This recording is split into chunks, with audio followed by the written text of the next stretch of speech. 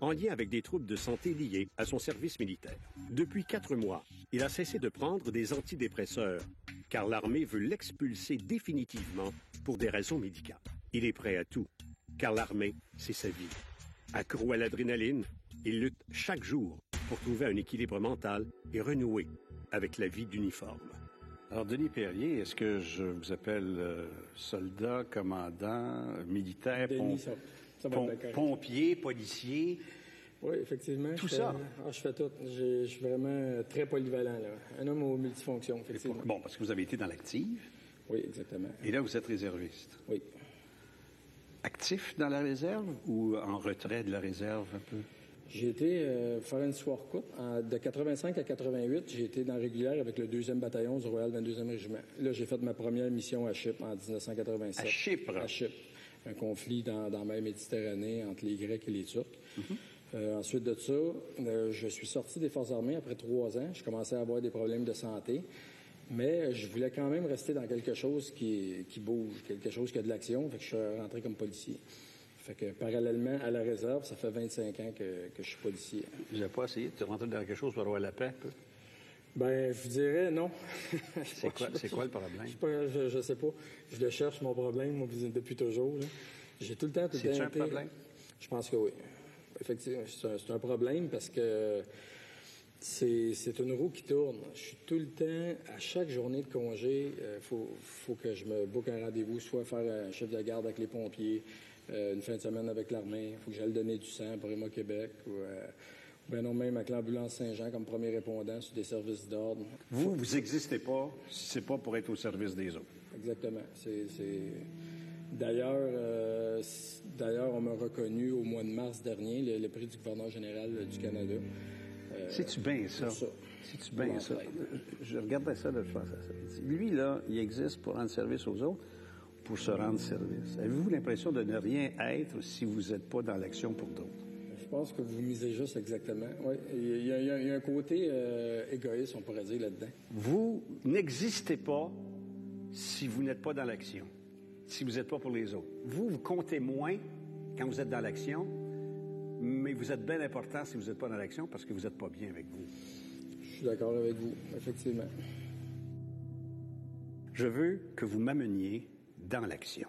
Vous voulez que je vous parle plus particulièrement de mon expérience en Bosnie? Ça doit être l'expérience la plus marquante. Oui, effectivement. Parce que ça a été un conflit terrible. Oui, terrible. J'avais juste 1 an et 9 mois d'ancienneté comme policier à Montréal. Puis à ce moment-là, on ne pouvait pas demander une année sans solde, quoi que ce soit. Il y a eu une lettre d'entente de créer pour me libérer. Fait que j'étais parti sans solde de la police? Sans solde de la police, oui. J'avais changé de chapeau, changé d'uniforme. Exactement. Pour un salaire moindre. Du bleu au vert. Effectivement.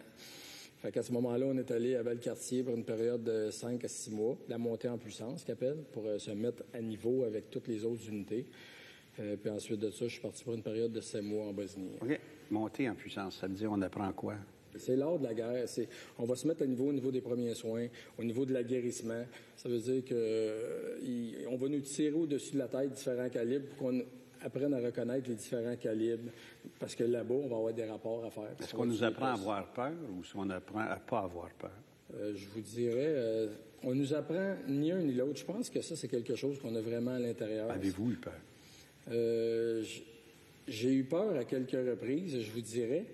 Mais je sais pas si c'est dans ma génétique, mais je suis vraiment un gars d'action. Puis plus qu'on va me mettre de la pression, plus que je vais être sous stress, plus vous n'avez pas le temps d'y penser que vous avez peur, mieux c'est. Exactement. Oui. Je dirais que... Assis chez vous, vous avez plus peur qu'au front. Ça, c'est incroyable. Vraiment, vraiment. C'est une des raisons pourquoi que je suis occupé 7 jours sur 7 d'ailleurs. Vous avez peur de qui quand vous êtes assis chez vous? Je dirais que j'ai peur de moi-même. J'ai peur de moi-même parce que je fais une anxiété absolument incroyable. Je me mets à tourner dans la maison, je creuse une tranchée à force de marcher à l'entour de la table dans la cuisine. C'est incroyable. Je fais des milliers de pas. Puis... Qui vous a rendu de même? L'armée? Ou vous étiez comme ça, par nature? Je vous dirais, de nature, j'ai commencé très jeune à être très, très, très occupé. Ça a commencé dans les louveteaux, dans les scouts, etc., etc. Mais je vous dirais que l'armée, c'est beaucoup de pression. À force de tout le temps être dans l'action, là, puis go, go, go, là, c'est sûr qu'à un moment donné, c'est dur de sortir de ce minding-là, de ce cheminement-là. C'est un entraînement pour la guerre, mais vous n'êtes pas en mission de guerre. Non, exactement. Puis ce qui est très frustrant dans une mission comme la Bosnie, c'est que moi, j'étais là en 95. Ça fait que ça brassait beaucoup. Il y a eu l'entrave de Srebrenica, vous êtes au courant, là. C'est le plus gros génocide qu'il y a jamais eu depuis la Deuxième Guerre mondiale. Tout ce qu'il y avait entre 17 ans et 77 ans était abattu par les Serbes. Puis nous, on était à 1h30 de là. Puis ça a été une frustration absolument majeure. Je me disais, Vous êtes sous l'égide de l'ONU. Oui. Les armées le Canada est prêté à une mission sous le chapeau de l'ONU. Exactement. Vous êtes des casques bleus. Des casques bleus, oui. J'étais un casque bleu canadien à ce moment-là. On était bombardés. J'ai été pointé par un jeune de 12 ans, un moment donné que j'étais dans le véhicule. Des enfants soldats. Un enfant soldat, effectivement. J'ai eu un gun sur la tête, puis ma réaction, ça a été très rapide, là, de donner un coup sur son arme, là, parce que j'étais dans un véhicule, là, puis j'ai donné un coup vers l'arrière, fait qu'il a perdu son arme. Puis vous l'avez perdu de vue. Oui, je l'ai perdu de vue. Vous savez pas ce qui y est arrivé. Aucune idée. Est-ce qu'on pense à ça? Souvent, parce que les enfants là-bas, quand on faisait des convois, ils se dirigeaient vers nous autres tout le temps. Ils n'ont rien. Ils sont pauvres, puis ils n'ont pas grand-chose. Fait que nous, souvent, les soldats, on n'était pas supposés faire ça, mais on leur donnait nos rations, on leur donnait des cadeaux, de l'argent. Les plus vieux qui fumaient, on donnait des cigarettes. On pouvait pas faire ça parce qu'ils se rapprochaient des convois, puis on avait peur aux accidents. Et à des gens piégés. Aussi. On a déjà vu, j'ai entendu, je sais qu'on a déjà fait des bombes vivantes avec des enfants. Aussi. Des bébés dynamités mis sous les roues de camions. Oui. En Bosnie, oui. Comment ça se fait que je sais ça puis vous me le dites pas? Est-ce qu'on est dans une loi du silence ou de l'horreur? Est-ce que l'horreur crée le silence? Je vous dirais oui, en fin de compte. Puis c'est pas quelque chose qu'on veut nécessairement étaler, tu sais, parce que justement, c'est des horreurs. Puis commencer à parler de ça pour les téléspectateurs, c'est quelque chose que je vis très, très intérieurement. Puis moi, personnellement, j'ai commencé à parler des choses comme ça il y a environ 2 à 3 ans. Moi, j'ai perdu mon collègue de travail, frère d'armes, en Bosnie. Lui a vécu là-bas un viol collectif, finalement, par des soldats.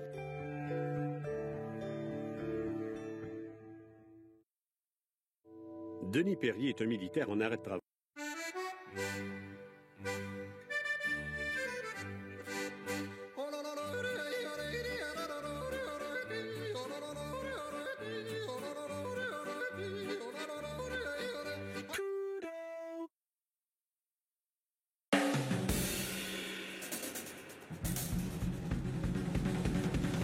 Chers employés de Gaz Métro, on se donne un moment pour la suite. Êtes-vous prêts? Go!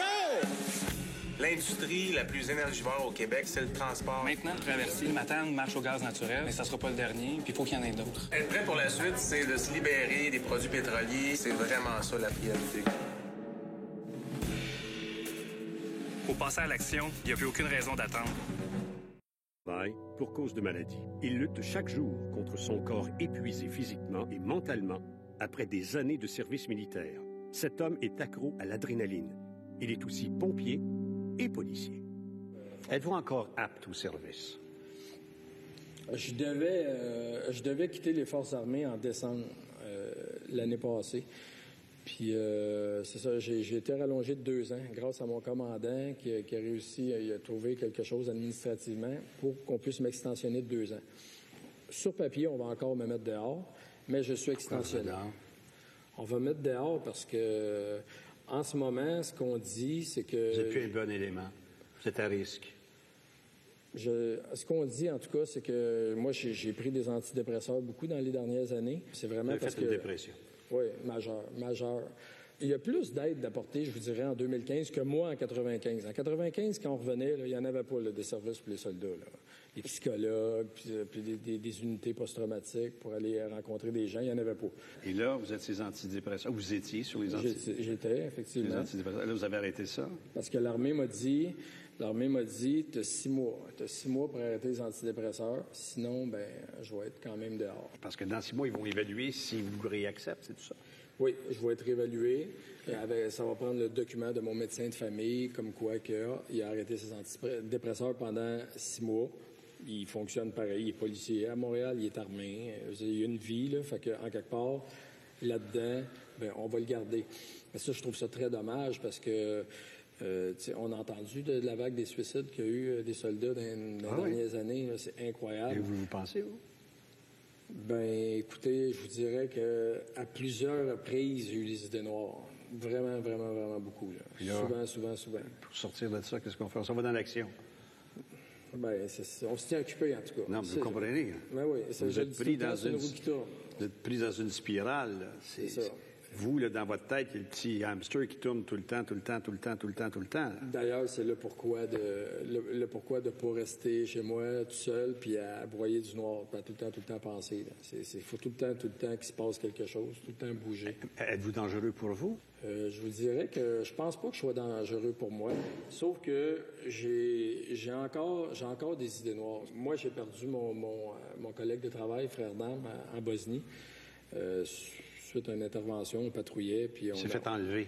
Oui, on était hijacké à la pointe des armes par des Serbes, puis il était enlevé pour une période d'environ 4 heures. Pas vous? Non, pas moi. Cette journée-là, mon numéro n'a pas sorti. C'est de la manière qu'on était stationnés. Ils ont pris le passager. Moi, j'étais le conducteur cette journée-là. Puis nous, on switchait ça à chaque jour. Là. Ça veut dire que ça répète que... Demain, c'était vous. Demain, c'était moi, exactement. Puis lui a décidé d'en finir avec sa vie. C'est ça. Lui, il a vécu là-bas un viol collectif, finalement, par des soldats. Mais ça, sur le moment, ça... Il l'a pas dit. Il l'a pas dit sur le moment. Il a gardé ça.